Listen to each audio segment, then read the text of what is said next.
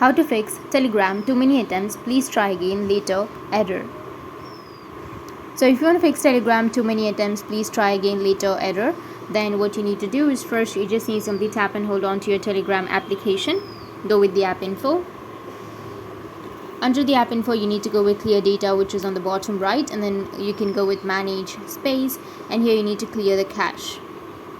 Or you can also just go with clear data and then tap on clear cache, and after clearing your cache or after clearing your data, your problem might be fixed. If that still doesn't fix your problem, then you just need to simply go back and open up your settings. After opening your settings, you need to just go with your connection option. Under connections you will have APN settings or access point names.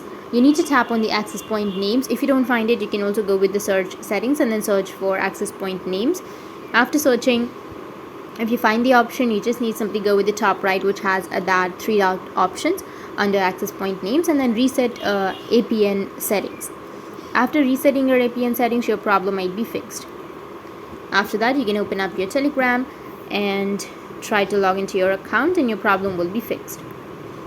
That's it, and if you have any questions, feel free to comment below. Thanks for watching.